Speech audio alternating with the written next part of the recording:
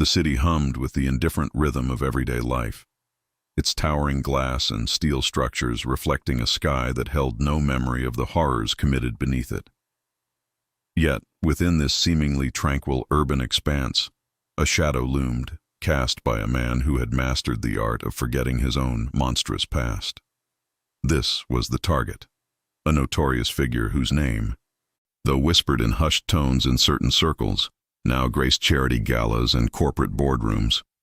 He moved through this world as a respected philanthropist, a shrewd businessman, his hands once stained with unspeakable atrocities, now clasped in benevolent gestures. He was a master of deception, his public persona meticulously crafted to erase the brutal history that defined him. But the Mossad, an organization built on an unyielding memory, had not forgotten. Their pursuit of justice was a slow, relentless burn, and for years, this particular flame had been banked, waiting for the opportune moment. Now, that moment had arrived. An elite unit, reactivated from the deepest recesses of their intelligence apparatus, was tasked with the impossible. Their directive was clear: eliminate the target. At the heart of this reactivated unit stood Ilara, an agent whose very essence was forged in the fires of personal loss, a loss directly linked to the target's past atrocities. Her eyes, usually sharp and analytical, sometimes held a distant, haunted quality, a constant reminder of the price of his impunity. For Ilara, this mission was more than just professional duty. It was a deeply personal vendetta, a chance to finally lay a ghost to rest. The initial intelligence brief was a stark unveiling of the challenge ahead. The target's routine was a fortress of predictability, yet his security was impenetrable. His movements were always orchestrated, his public appearances meticulously vetted, his private life shrouded in an almost impenetrable veil of protection. A daylight operation seemed utterly unthinkable, a suicide mission destined for international condemnation. The analysts spoke in hushed tones of his armored motorcades, his private security detail, the layers of surveillance that protected him at every turn. Ilara's first glimpse of the target came through grainy satellite footage, a man in a tailored suit emerging from a luxury sedan, waving to a crowd of adoring admirers. He smiled, a practiced, genial expression, completely at odds with the weight of his past crimes.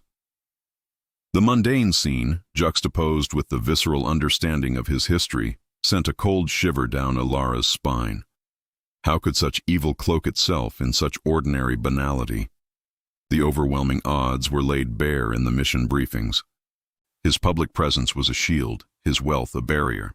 Any direct action risked not only the lives of the operatives, but also a catastrophic diplomatic incident that could destabilize an already volatile region.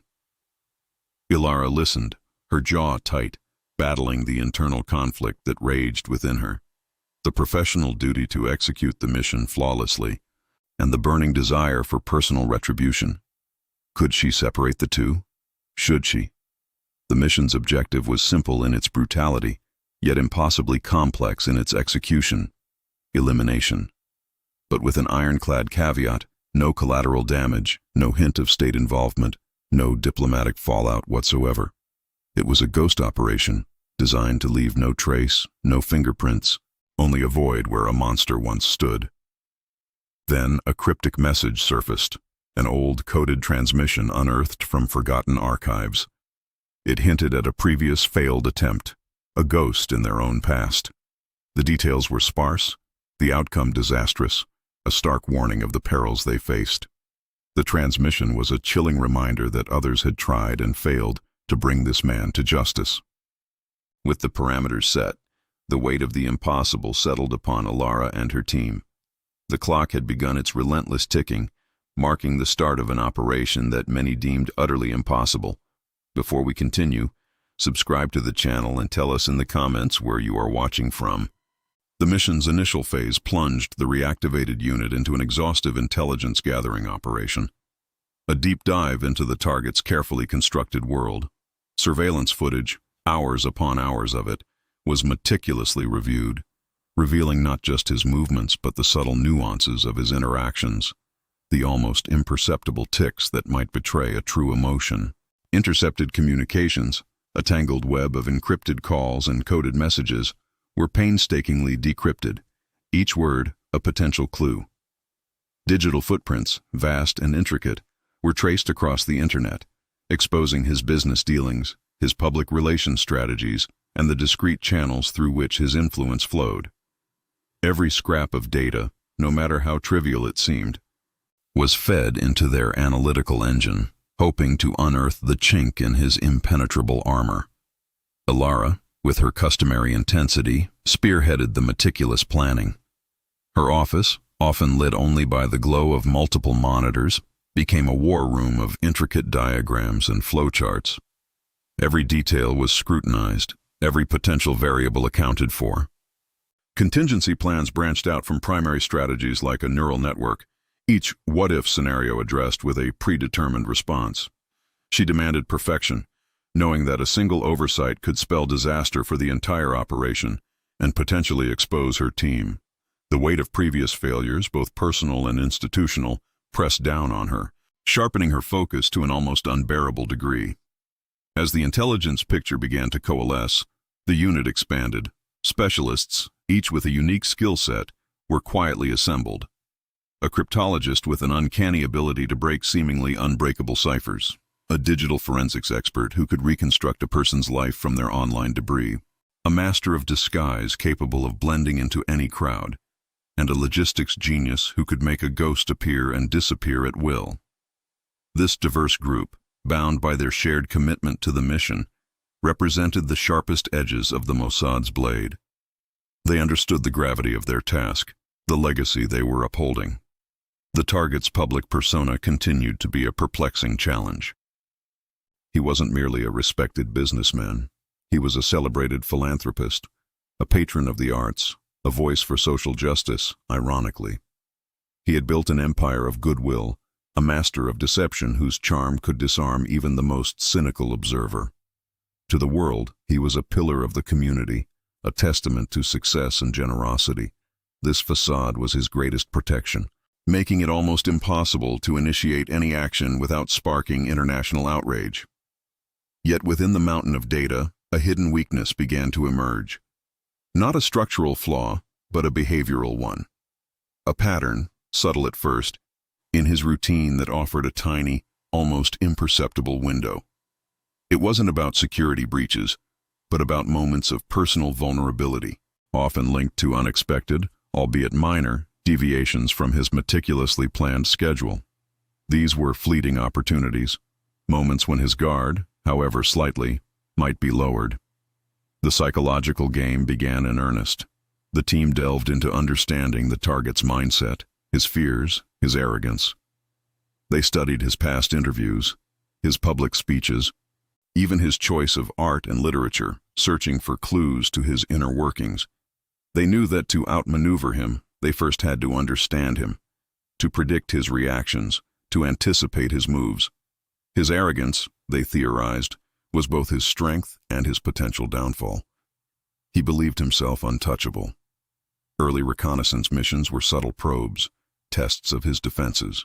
A surveillance operative, a ghost in the urban landscape, almost compromised during one such probe. A slight misjudgment of a security camera's blind spot, a sudden shift in the target's motorcade route, and the operative found themselves inches from discovery. The tension in the headquarters spiked, a stark reminder of the razor's edge they walked. The close call heightened their awareness, underscoring the lethal stakes involved. The ethical dilemma, though rarely voiced directly, hung heavy in the air. Despite the target's heinous past, the team grappled with the morality of their mission. They were instruments of justice, but the line between justice and vengeance could blur, especially for Ilara. They were trained to execute, not to question, yet the human cost, the potential for unforeseen consequences, weighed on them. They were not merely soldiers.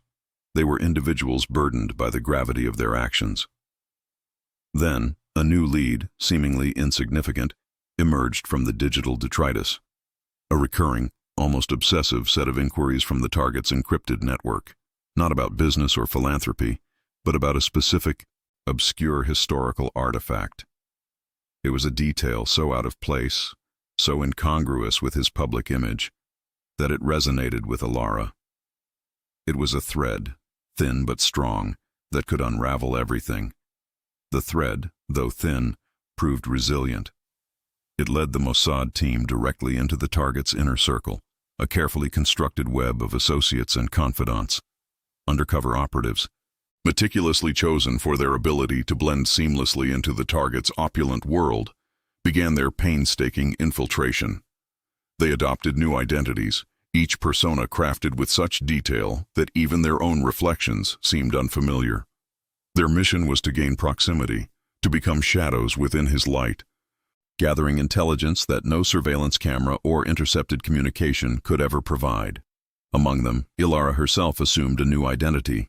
She became Dr. Anya Sharma, a brilliant art historian specializing in ancient artifacts, specifically those from the region the target's digital inquiries had focused on.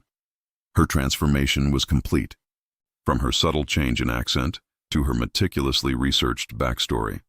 It was a calculated risk, placing the mission lead directly in harm's way, but Ilara insisted. She needed to see him, to hear him, to feel the presence of the man who had stolen so much from her. Her first direct encounter with the target was at a lavish charity gala he hosted. He moved through the crowd with an effortless grace, a magnetic presence that drew people in. When he finally turned his attention to her, a practiced smile on his lips, Ilara felt a tremor of revulsion, quickly masked by her expertly crafted facade. He possessed an undeniable charisma, an insidious ability to manipulate and charm even those who, like her, knew the depths of his past atrocities. He spoke of art, of philanthropy, of his vision for a better world, his words flowing like honey, almost convincing in their sincerity. For a terrifying moment, a flicker of doubt pierced Ilara's composure. Could she maintain this charade? Could she gaze into the eyes of a monster and pretend to admire him? The operation's delicate nature pressed heavily upon her. One wrong word, one unguarded glance, one moment of true emotion could expose not just her, but the entire network of operatives slowly tightening around him. The stakes were unimaginable. Building trust was a painstaking, agonizing process. Days bled into weeks, filled with calculated conversations, shared interests, and deliberate displays of vulnerability. Ilara found herself engaging in intellectual debates with him, discussing historical controversies, even sharing anecdotes from her fabricated past. Each interaction was a tightrope walk over an abyss, every word carefully chosen, every reaction meticulously calibrated.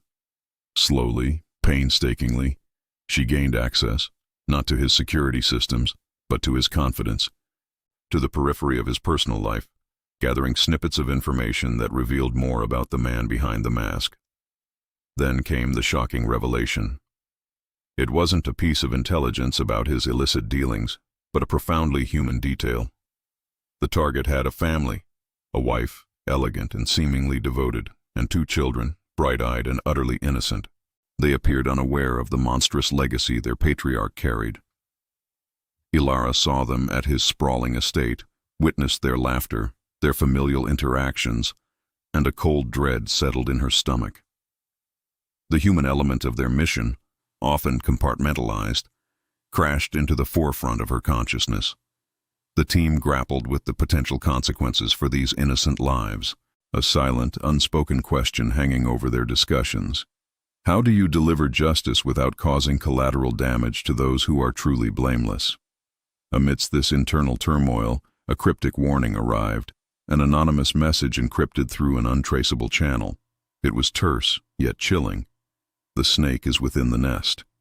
The implication was clear. There was an inside mole, a traitor within their own ranks. The message sent a ripple of unease through the team, sowing seeds of suspicion where trust had been paramount. The carefully constructed plan, already under strain from the target's family, now faced an existential threat from within. The plan, once a meticulously detailed blueprint, had to be refined, adapted to this new, treacherous landscape. New information, unexpected obstacles, and now the looming threat of betrayal demanded immediate and decisive changes. Ilara felt the pressure mount, the weight of the mission growing heavier with each passing day. The operation, already deemed impossible, was now teetering on the brink of collapse, facing enemies both external and internal. The ominous whisper of betrayal, "The snake is within the nest," solidified Ilara's worst fears. A mole hunt began immediately, an internal investigation that threatened to unravel the very fabric of their elite unit. Seeds of doubt were sown with ruthless efficiency, poisoning the well of trust that had been painstakingly built among the operatives. Every glance, every hushed conversation, every subtle deviation from protocol became suspect. Ilara, ever vigilant, found her suspicion narrowing to a particular individual within her own unit, an operative whose actions, in retrospect, seemed just a touch too convenient, too perfectly aligned with certain security breaches. Meanwhile, the target, a master of deception and paranoia, sensed he was being watched. His counterintelligence mechanisms, honed over decades of illicit activities, heightened his awareness. He began subtly altering his routine, introducing random elements and unexpected detours, making him an even more elusive shadow. His security detail, already formidable, became an impenetrable wall, their vigilance amplified by their employer's growing unease. This increased paranoia, ironically, played directly into the mole's hands, as it provided plausible deniability for any information leaks. A trap was meticulously set, designed not to capture the target, but to flush out the mole. It involved disseminating subtly different pieces of seemingly vital yet ultimately inconsequential information to various team members, creating a unique trail for each. The hope was that the leaked information, when it inevitably reached the target, would point directly back to its source within the unit. The tension in the Mossad safe house was palpable, a suffocating silence broken only by the hum of surveillance equipment and the nervous rustle of papers. The trap worked. The mole's motivation, once shrouded in mystery, was brutally revealed. It was not financial gain, as many had initially suspected, but a twisted ideological sense of justice. The operative believed the Mossad's methods were too extreme, too morally ambiguous, and that the target, despite his past, deserved a public trial, not an extrajudicial execution. Their betrayal stemmed from a deeply misguided conviction that they were upholding a higher ethical standard, even if it meant sacrificing their comrades and the mission. This revelation sent a shockwave through the team, a betrayal far more profound than mere greed could ever have been. The impact of this betrayal was catastrophic. The mission, already hanging by a thread, was now gravely jeopardized. The team's morale plummeted, their focus shattered by the internal strife. The very foundation of their trust had been fractured, leaving a gaping wound that might never fully heal. A race against time ensued.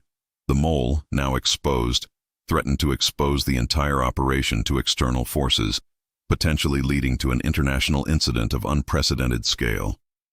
Ilara faced an agonizing, difficult choice: protect the mission by neutralizing the traitor or confront them, risking further exposure and the complete collapse of their efforts. Her duty warred with a gut-wrenching sense of personal betrayal. The consequences of the mole's actions were immediate and severe. The plan, once a finely tuned instrument, was compromised beyond repair.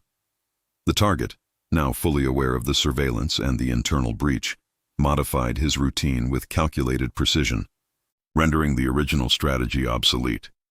Key access points were sealed, surveillance routes were altered, and his public appearances became even more sporadic and unpredictable. What little advantage the team had painstakingly gained was now lost, forcing them back to the drawing board, only this time with a deep, corrosive distrust festering within their ranks. The once impossible mission now seemed utterly hopeless. The team, battered but unbowed, found themselves facing an unforgiving reality. Their meticulously crafted plan was obsolete, their target more elusive than ever. With the mole neutralized and the immediate threat of exposure contained, Ilara took charge, her resolve hardening under the immense pressure. There was no time for despair, only action. A new, riskier plan had to be hastily devised, born from the ashes of the old one, leveraging the scraps of intelligence they still possessed. Every operative felt the weight of her steady gaze, a silent command for unwavering focus. The target, now a phantom cloaked in heightened security, moved with an almost supernatural caution. His public appearances, once somewhat predictable, became erratic, his movements shrouded in layers of misdirection. Ilara and her team had to become even more agile, their surveillance methods evolving to match his increasing paranoia. During one daring reconnaissance mission, Ilara herself narrowly escaped detection, a flicker of movement in a darkened alley, a shadow that melted into the urban sprawl just as a security detail swept past. The near miss served as a stark reminder of the razor's edge they walked, the constant threat of exposure hanging heavy in the air. The emotional toll on the team was palpable. Fatigue etched lines on their faces, and a growing frustration simmered beneath their professional composure. Late nights bled into early mornings, fueled by stale coffee and an unyielding sense of urgency. Doubts, though quickly suppressed, gnawed at the edges of their resolve. Yet, for Ilara, the personal stakes only continued to rise, fueling her determination. Images of her past, the faces of those she had lost due to the target's atrocities, flickered in her mind's eye, a constant, searing reminder of why she was there, why failure was not an option.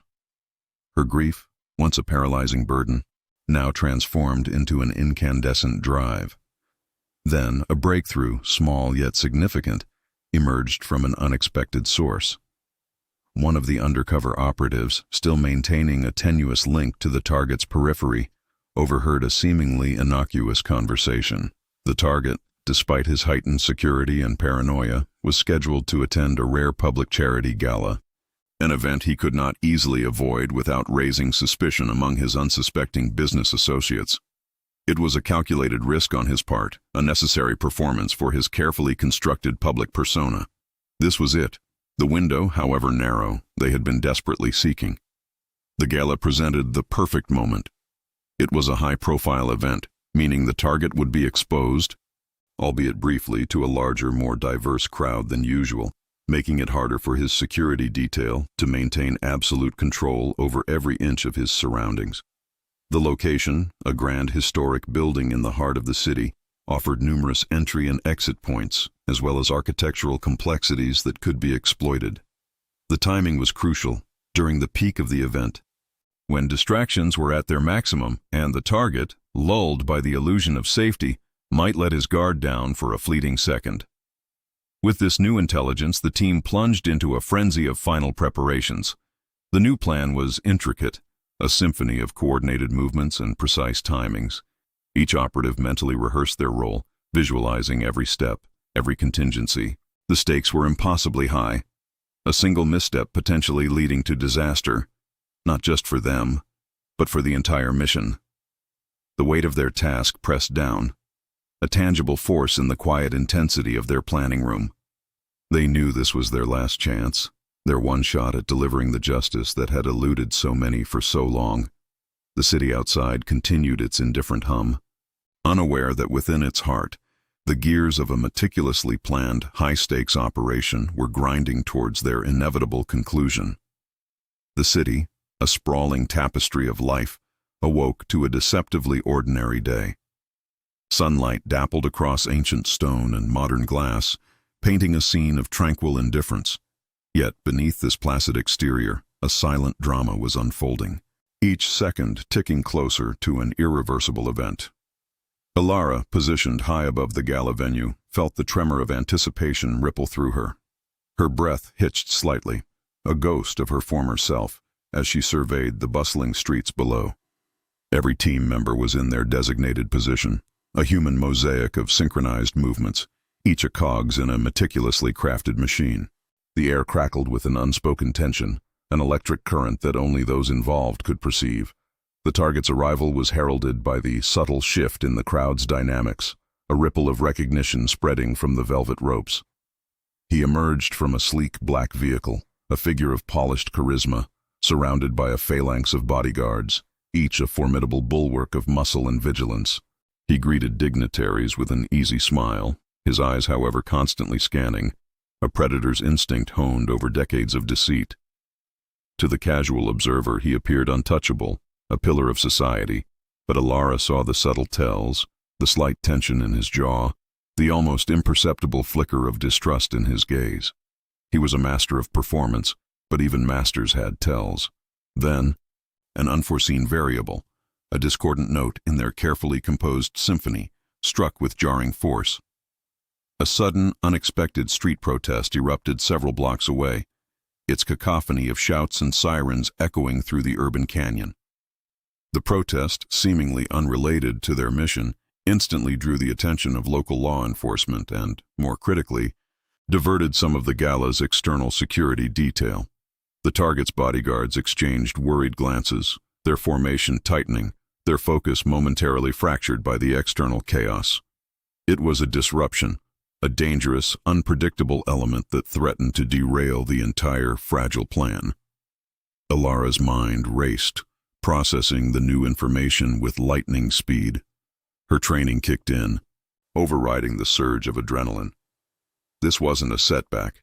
It was an opportunity, albeit a perilous one. She adapted to the new circumstances, her eyes darting across her surveillance feeds, identifying the shifts in security, the momentary gaps. Contingency Delta activated, she murmured into her comms, her voice a calm, steady anchor amidst the rising storm. Her decision was made in a split second, a risky pivot that reconfigured the entire operation on the fly. The team, accustomed to her decisive leadership, responded instantly, adjusting their positions, their movements fluid and precise. The tension mounted, thick and suffocating, as the silent countdown to the moment of truth accelerated. The protest, though distant, created a palpable unease, a jittery energy that permeated the elegant gala. The target, irritated by the disturbance, retreated briefly into a more secluded alcove of the venue, his bodyguards forming an even tighter ring around him, attempting to shield him from the encroaching noise. It was in this fleeting moment, amidst the chaos and the heightened security, that a sliver of vulnerability appeared. A waiter, expertly trained by Ilara's team, executed a subtle maneuver, momentarily obscuring one of the bodyguard's line of sight as he offered a tray of champagne. In that microsecond, against all odds, the target was briefly exposed. His back was turned to the main entrance, his attention momentarily diverted by a guest, his profile silhouetted against the opulent backdrop. The trigger was pulled. Not a gunshot, not an explosion, but a silent, precise execution of the plan.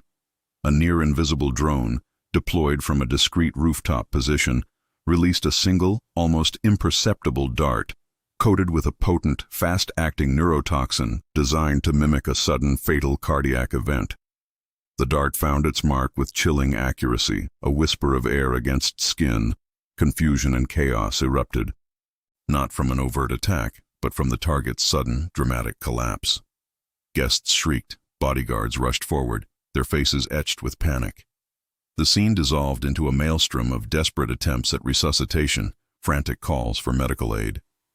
Amidst the pandemonium, the Mossad team executed their meticulously planned extraction. They melted into the bewildered crowd, their faces carefully neutral, their movements seamless.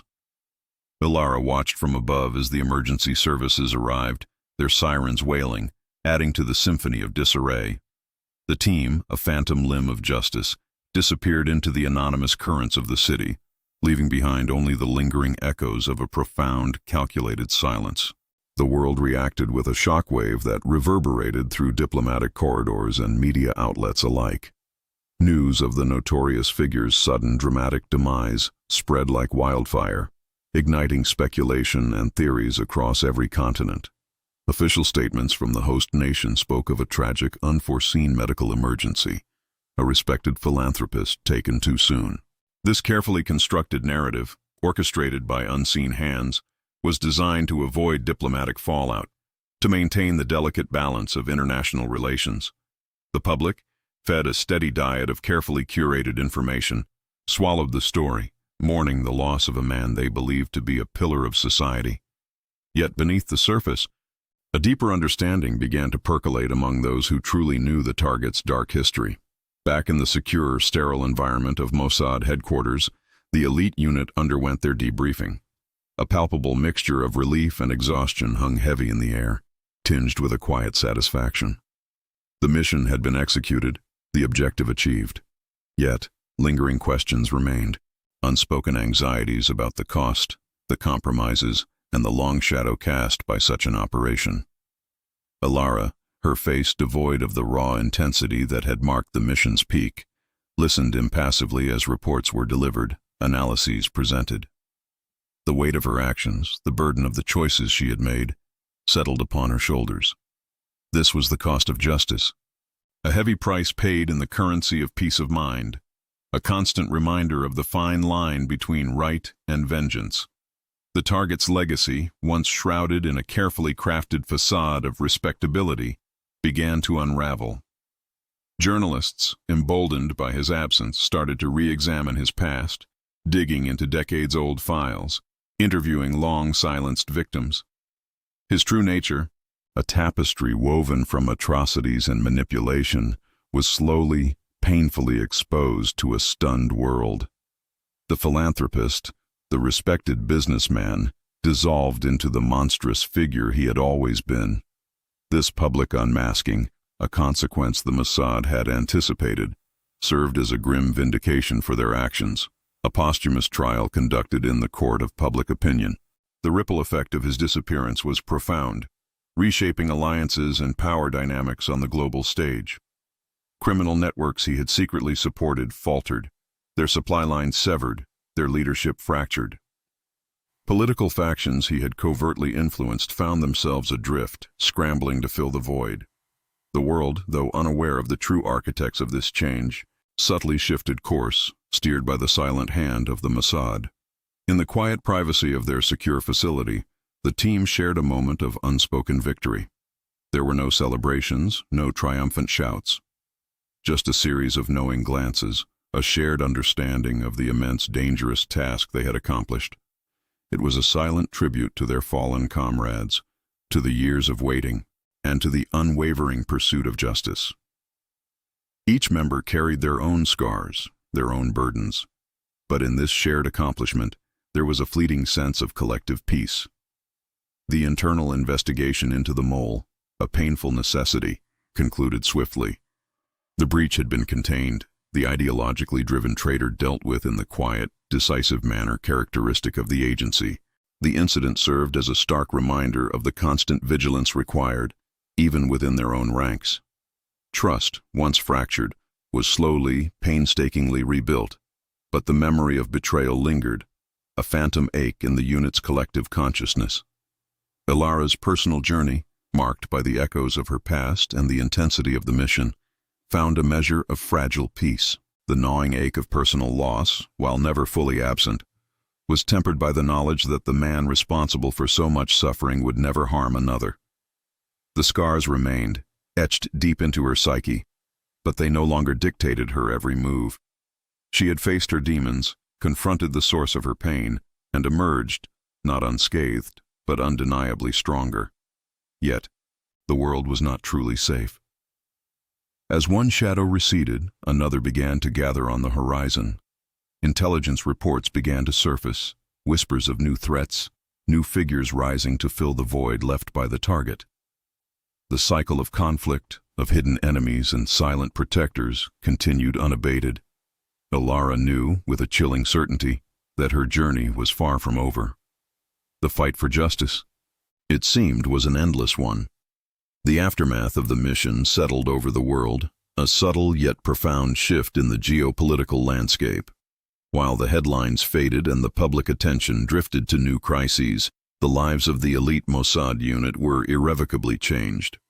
The adrenaline-fueled intensity of the hunt gave way to a quiet introspection, a reckoning with the choices made and the paths taken. Each operative carried the indelible mark of the operation, a silent testament to the moral complexities of their profession.